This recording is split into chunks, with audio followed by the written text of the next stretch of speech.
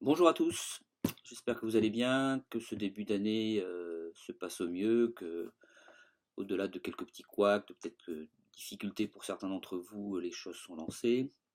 Très heureux donc de vous retrouver pour cette méthodologie du stage qui cette année sera un petit peu différente des années précédentes. On essaie d'améliorer le process. Elle sera différente puisque jusqu'à présent c'était moi qui l'a menée jusqu'au bout. Or, cette année, elle sera menée pour la première partie par moi et ensuite vous serez accompagné par l'un de votre tuteur universitaire, c'est-à-dire votre directeur de rapport, de mémoire, soit Monsieur Olivier, soit Monsieur Puren, soit moi-même. Bien, cette UE qui est inscrite au second semestre, c'est-à-dire que la note pour cette UE sera validée au second semestre, mais afin de vous accompagner au mieux pour ce stage et ce rapport de stage, elle débute dès maintenant.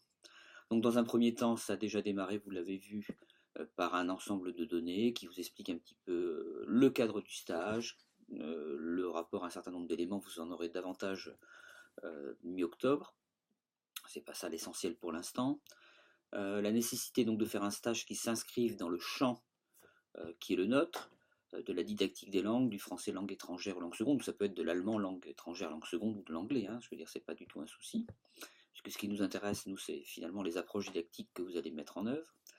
Sur le stage que vous allez faire cette année, il peut être soit un stage d'enseignement, soit un stage où vous pouvez être tuteur, vous pouvez être concepteur à distance, etc. Vous le verrez, il y a pas mal de possibilités. Si il n'est pas d'enseignement cette année, il le sera obligatoirement l'an prochain. Vous avez, ça c'est une nouveauté aussi cette année, la nécessité, non pas sur les deux stages, mais sur au moins un des deux stages, que la dimension TIS soit intégrée dans l'approche didactique, c'est-à-dire c'est pas du tout j'ai utilisé des ordinateurs et ça y est, j'ai comment dire, j'ai utilisé, je suis dans une approche avec les TIS, c'est pas du tout ça. Ce qui nous intéresse, c'est qu'est-ce que vous en faites, comment vous le faites et quelles conséquences ça a par rapport aux objectifs d'apprentissage que vous vous êtes fixés. Donc un stage à conventionner, un stage qui peut se faire donc dans le cadre de ce que je vous ai dit.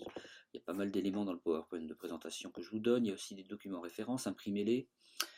8 semaines normalement pour en termes de convention, mais si vous partez effectivement dans une alliance pendant 5-6 mois, le stage se fait dans ce cadre-là. Durant ce stage, vous avez un tuteur de terrain dans la mesure du possible.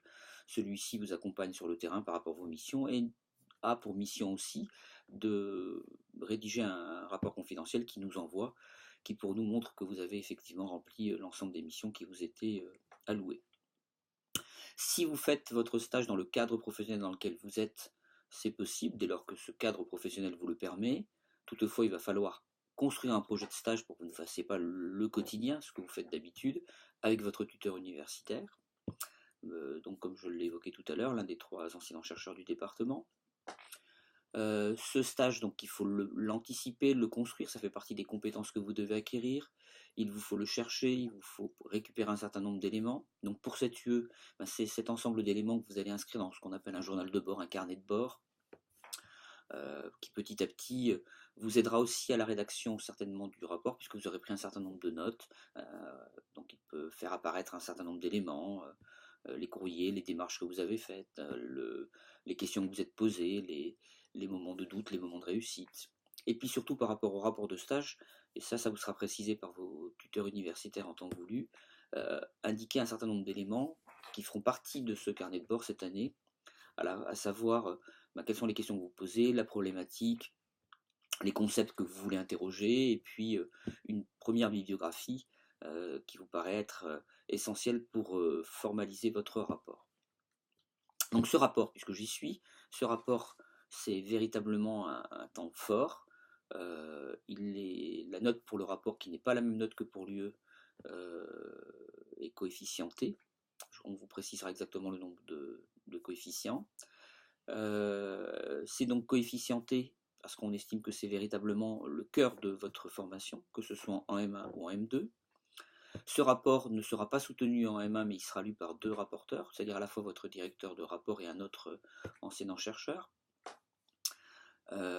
Notre rôle, c'est de vous accompagner. On vous dira à ce moment-là de la manière dont on va procéder, le nombre de fois qu'on peut vous rencontrer ou pas, par Skype, en présentiel quand vous habitez La Réunion, etc.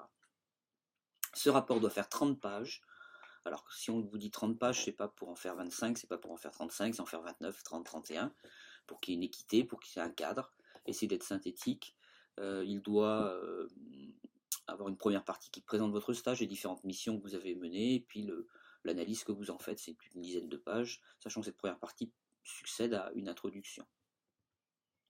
La deuxième partie, c'est la partie questionnement. La partie questionnement, la problématique que vous allez poser, elle doit aussi intégrer un certain nombre de concepts que vous allez interroger pour répondre à votre question, et puis la mise en œuvre didactique en lien avec votre questionnement et l'analyse que vous en faites au regard des objectifs d'apprentissage qui y étaient attachés.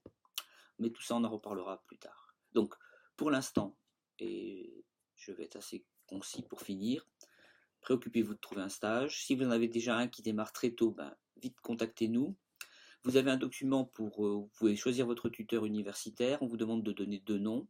On essaiera de suivre votre demande, mais comme on doit être aussi équilibré en termes de tuteurs, à savoir que ben, nous sommes 3, donc nous allons nous répartir un petit peu les personnes. Nous pourrions faire quelques petites modifications, mais nous ferions de toute façon une adaptation si possible. Sachant que si vous avez un tuteur cette année, vous aurez un autre tuteur l'année prochaine, quoi qu'il arrive. Donc si c'est l'un d'entre nous, ça ne sera pas lui l'an prochain. Voilà, je vous souhaite un bon parcours, à très bientôt et à très vite. Merci.